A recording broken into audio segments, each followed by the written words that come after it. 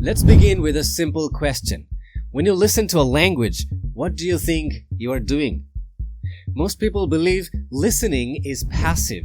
It's like you hear the sounds, your ears receive them, and understanding should automatically follow. But this belief creates a lot of frustration because many learners say, I hear the sounds clearly, but I still don't understand it. Here's the first important shift we need to make here. It's about philosophy. It's about how you think about it. Hearing is automatic and listening is a skill. Your ears work on their own, but listening happens where? In your brain. And your brain needs some kind of training. Once you understand this, listening stops feeling like a mystery and starts feeling like something you can actually improve. So let's look inside your brain and see what is actually happening when you listen. When someone speaks, the sound reaches your ears very quickly.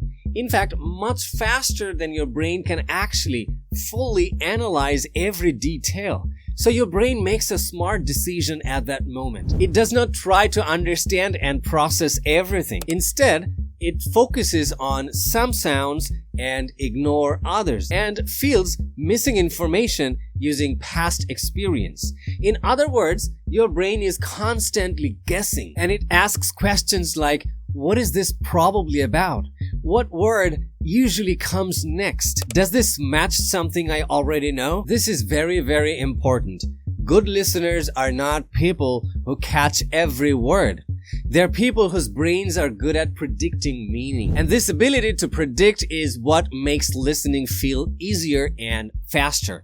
Now let's talk about the two main ways your brain tries to understand speech. So there are two main listening styles, and both are useful in fact. And the first one is detailed focused listening. This means paying close attention to individual sounds, word endings, exact pronunciation, etc. This kind of listening helps with accuracy, but if you depend on it too much, it creates a problem. Because the moment you miss one word, your brain stops and the rest of the message just disappears. And the second style is meaning-focused listening. Here, you listen for the main idea, the topic, and what the speaker actually wants to say overall. You may miss some words, but you still understand the message. So strong listeners move smoothly between these two styles. They focus on meaning first and details only when necessary. This balance is what keeps listening, stable instead of stressful.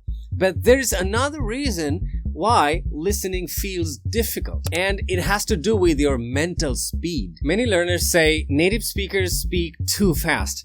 That's sometimes true, but very often something else is happening. Your brain has a limited mental space for processing information. Think of it like a small table. On this table, your brain places sounds, words, grammar, and meaning.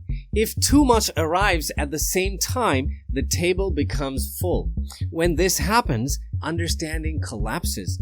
That is why worrying about, missing words hurts listening. Trying to translate in your head slows you down, and panic makes everything worse. So good listening requires calm attention. You allow some words to pass. You trust that meaning will still form. This leads us to one of the most powerful skills a listener can develop. The skill that changes everything. It's awareness.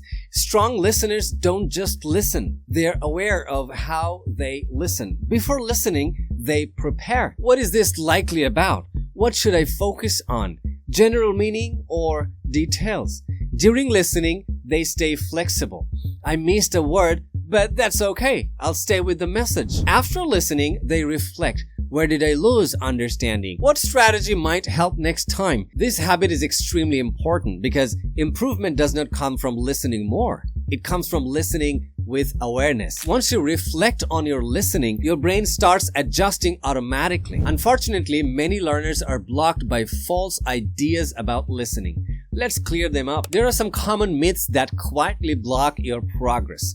One common myth is, I must understand every word. But in reality, even native speakers don't do that.